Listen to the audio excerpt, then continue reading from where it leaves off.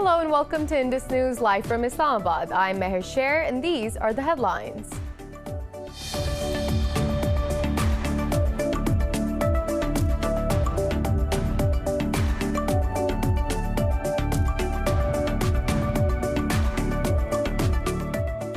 Seven influential U.S. lawmakers have written to Secretary of State Mike Pompeo over the farmers' protest in India. In the letter, they express serious concern and urge him to raise the issue with his Indian counterpart. They acknowledge the right to peaceful protest against laws many Indian farmers see as an attack on their economic security. Farmers have camped on Delhi borders against contentious agricultural reforms for 30 days now.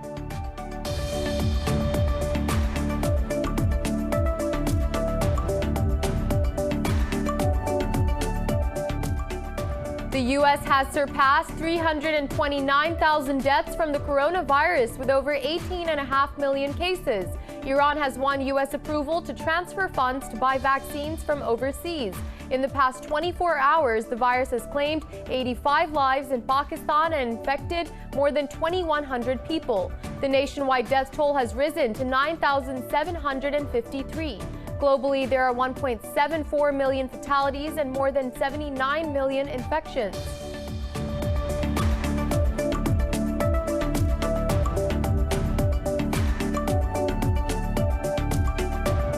The UK and the EU have agreed a post-Brexit trade deal ending months of stalemate over fishing rights and business rules. European Commission President Ursula von der Leyen and UK's Prime Minister Boris Johnson announced the agreement in separate news conferences. The deal will preserve tariff-free trade in goods between the two sides and protect cooperation in areas such as security.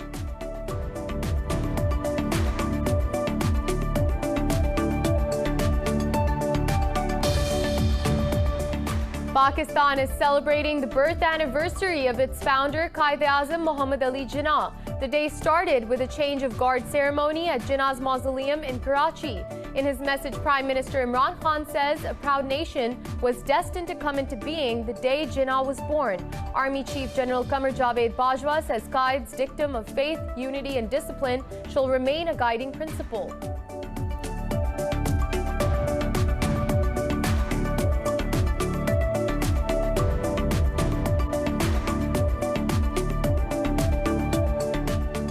Christians around the world are celebrating Christmas to mark the birth of Jesus Christ with traditional festivities and holiday cheer.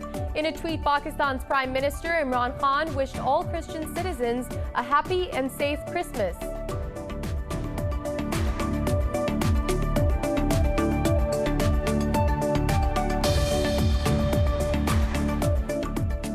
And in football, AC Milan beat Lazio in a 5-goal thriller at San Siro to stay on top of the Serie A table. Ante Rebic and Hakan Calhanoglu scored inside 20 minutes to make the scoreline 2-0 in favor of Milan. Luis Alberto and Ciro Immobile put Lazio back on level before Theo Hernandez scored a 93rd minute winner for Milan.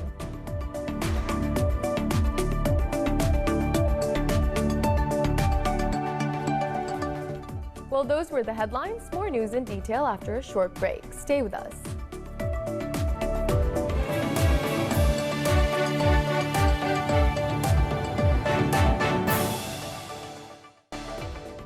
Welcome back. And now for the news in more detail. 7 influential U.S. lawmakers have written to Secretary of State Mike Pompeo over the farmers' protest in India. In the letter, they expressed serious concern over the ongoing civil unrest. They also urged Pompeo to raise the issue with his Indian counterpart, S.J. Shankar. They acknowledge the right to peaceful protest against laws many Indian farmers see as an attack on their economic security. Meanwhile, farm unions meet today to discuss a new offer for talks by the government. They say the invitation is nothing but propaganda to create an impression the peasants are not interested in dialogue. Farmers have camped on Delhi borders against contentious agricultural reforms for 30 days now. And the U.S. has condemned the recent murders of rights activists and doctors in Afghanistan. In a tweet, Special Envoy Zalmay Khalilzad said Yusuf Rashid and Farishta Kohesani were patriots and those wanting peace should not be harmed. Khalilzad said the targeted killings threaten the peace process and must end. The envoy called for an urgent peace settlement and accountability for those behind these terrorist acts. This comes after gunmen shot dead Farishta Kohistani, a women's rights activist, and her brother in Kabul. She is the second activist to be killed in 2 days after a prominent pro-democracy advocate was gunned down in Kabul. And moving on to Syria, where Israeli warplanes launched a barrage of rockets on Christmas Eve in the central town of Masyaf in Hama province. In a statement, Syria's defense ministry said its air defenses intercepted and destroyed most of the missiles. The ministry said that Israel launched aggression from the north of the Lebanese city of Tripoli. Masyaf is a significant area for President Bashar al-Assad's regime, with a military academy and a scientific research center. Earlier, the Israeli Defense Forces said they conducted numerous operations in Syria. Meanwhile, media reports say Israeli jets also flew at very low altitude over Lebanon, terrifying residents with thunder sounds. And Libyan National Army commander Khalifa Haftar has threatened to target Turkish forces deployed in the country. This comes after Ankara decided to extend the placement for 18 months. Haftar said there will be no security or peace in Libya as long as Turkish forces remain. Speaking on Libya's 69th Independence Day, he said LNA will carry weapons to bring about peace with their free will. Meanwhile, the UN mission in Libya has called on the parties to move forward with the implementation of the ceasefire agreement.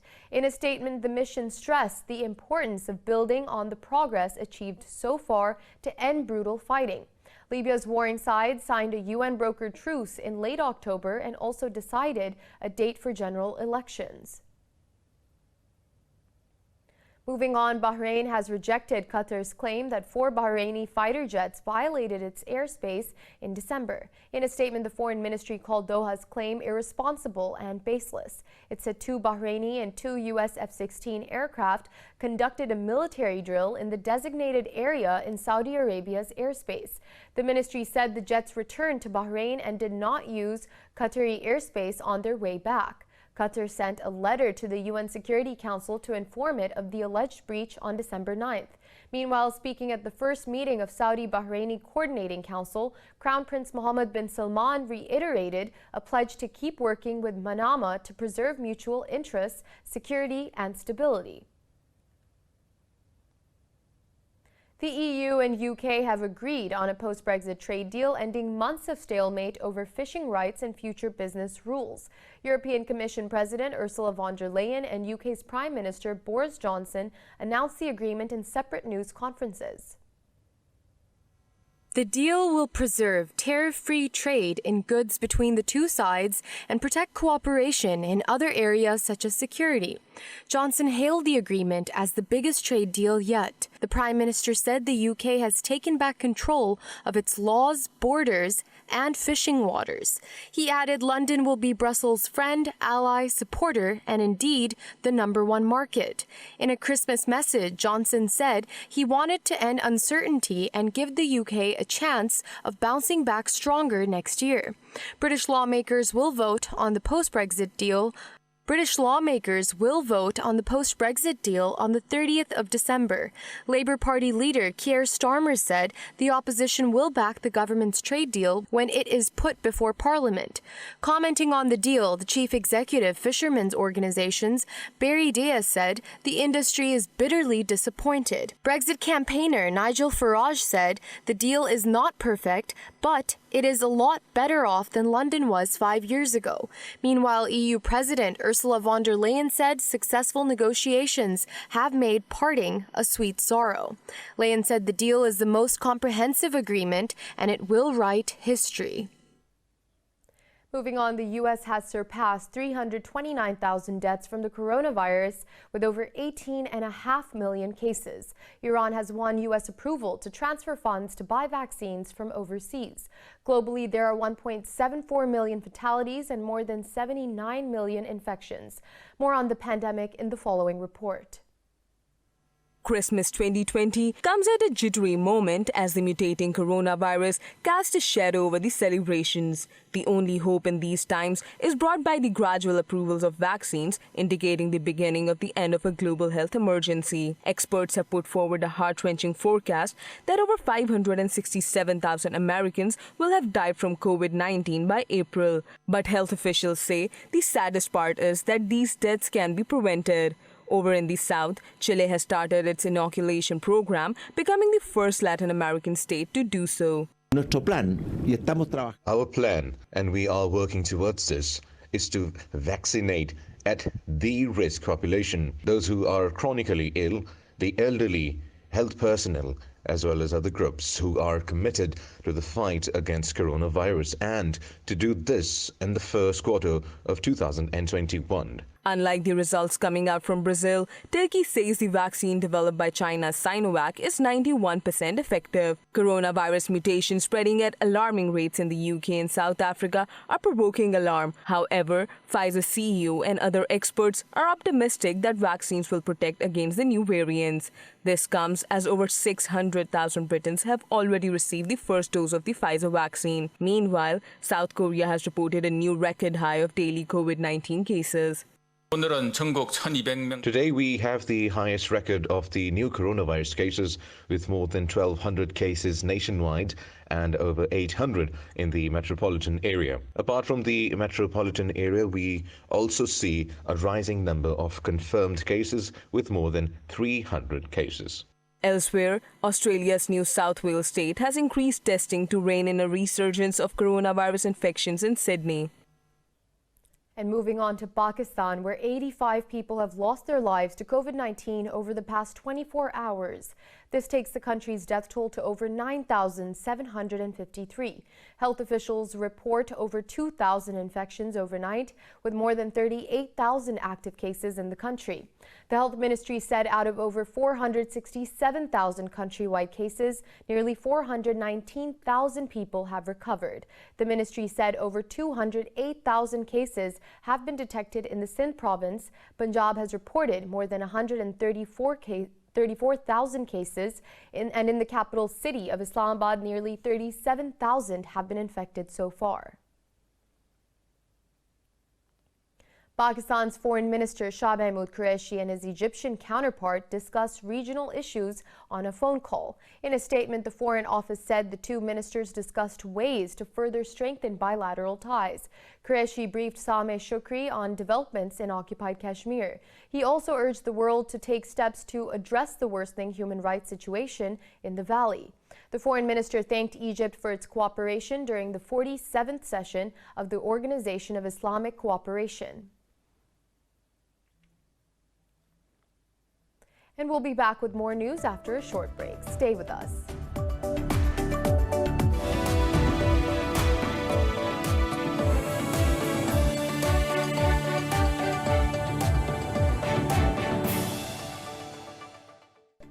Welcome back. And now moving on, Russia says it has never neglected to retaliate against countries that exert pressure on its media. Foreign Ministry spokesperson Maria Zakharova said Moscow is not only reacting verbally, but will react practically too. Zakharova said it is not the Russian way of doing things, but as a response, they will resort to it. Earlier, lawmakers approved a law that could block U.S. social media sites found to discriminate against Russian media.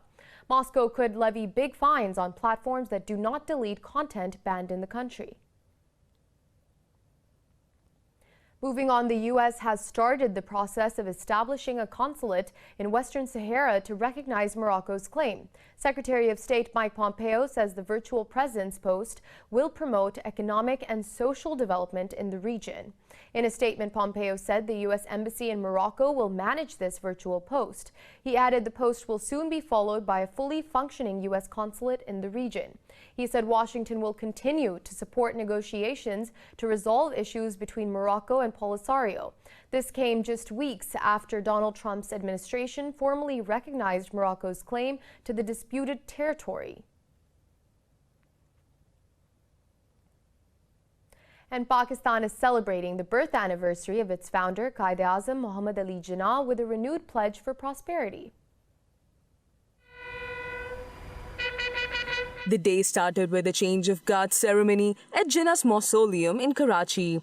Special prayers were arranged for the security, progress and prosperity of the country. The national flag has been hoisted at all government and private buildings. Special events have been planned for the day in order to shine a light on Jinnah's life and legacy.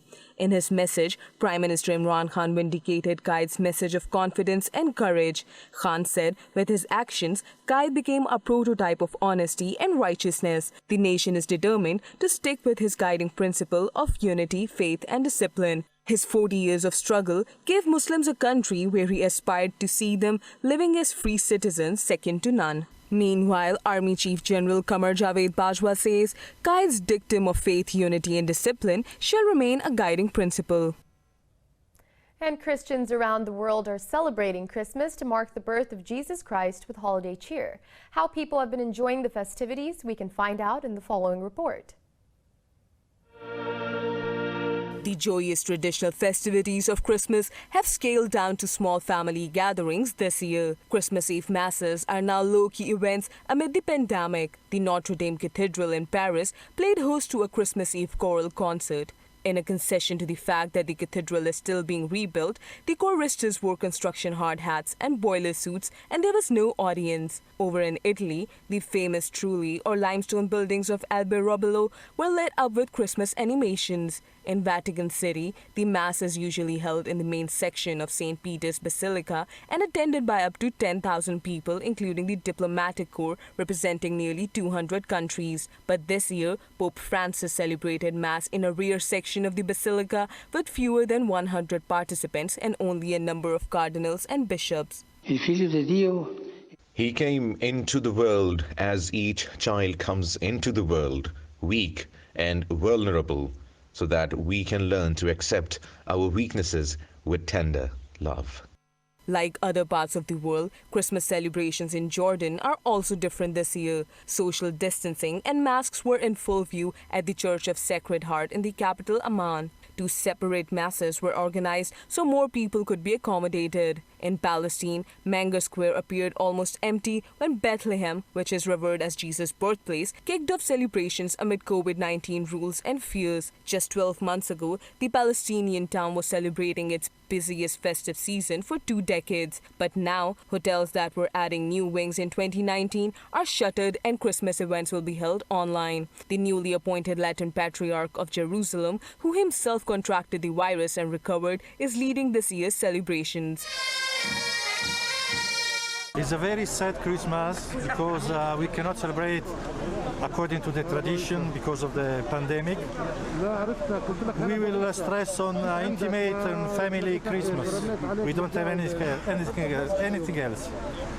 But we will enjoy, despite all. Meanwhile, Pakistan's Prime Minister Imran Khan wished all Christian citizens a happy and safe Christmas. In a tweet, Khan urged the minority community to keep observing COVID SOPs.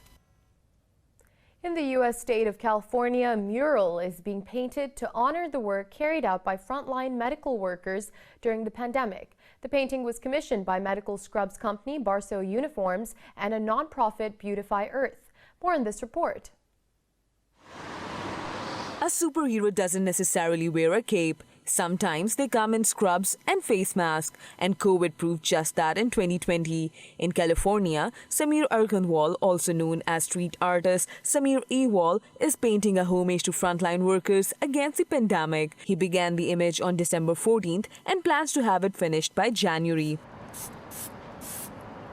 This is pretty much to honor all of the health care professionals that's been putting their lives on the line day in, day out for the last 10 months. That's been just a nightmare, and within that nightmare we try to find some sort of hope, and that's the title of this piece is You Bring Hope. He will be working over the holidays, including Christmas days, to get the mural finished. He is keen to make their facial expressions as real as possible. The expressions, because I can only imagine, the how exhausted they are, dealing with this day in, day out. So I kind of wanted to just capture the emotion of, like the one on the end. She's ready, she's prepared to go to war, helping people out, and you can see her putting on her thing and her eyes, she knows she's going in, to war basically against COVID, and this guy is just really exhausted, but they're there, they're like, we're here for you. The mural can be found at 2010 Wilshire Boulevard in Santa Monica.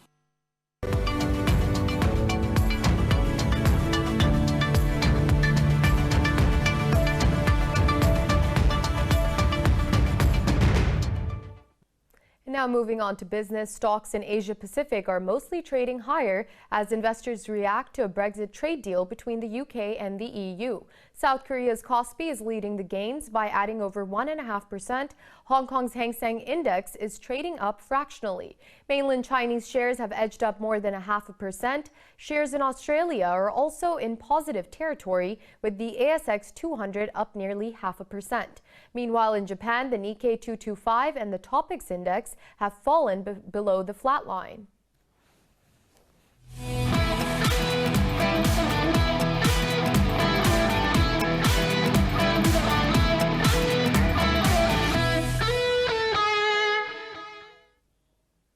In football, AC Milan beat Lazio in a 5-goal thriller at San Siro to stay on top of the Serie A table. Ante Rebic scored the opener for Milan with a header in minute 10 at San Siro Stadium. In the 17th minute, the home side were awarded a penalty as midfielder Hakan Calhanoglu converted the penalty successfully, making it 2-0. Luis Alberto and Ciro Immobile put Lazio back on level before Theo Hernandez scored a 93rd minute winner for Milan. Milan are currently at top of Serie A with 34 points, as Lazio are in 8th place with 21 points. And moving on to basketball, in the National Basketball Association, the season opener of Houston Rockets against the Oklahoma City Thunder has been postponed. 3 Rockets players returned either positive or inconclusive COVID-19 results, with another 4 needing to quarantine after contact tracing. Rockets star James Harden is unavailable because of a violation of the NBA's coronavirus protocols. The association has imposed a fine of $50,000 on Harden. All other Rockets players were tested again today and returned negative results. As one player is injured, the Rockets do not have the league required 8 available players for the game.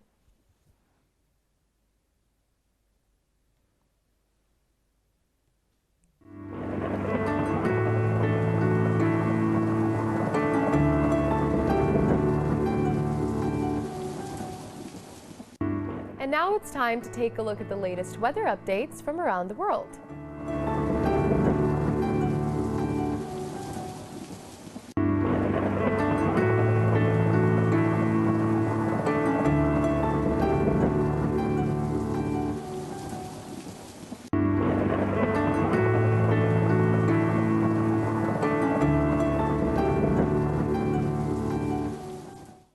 For the latest updates, you can follow us on social media at indus.news.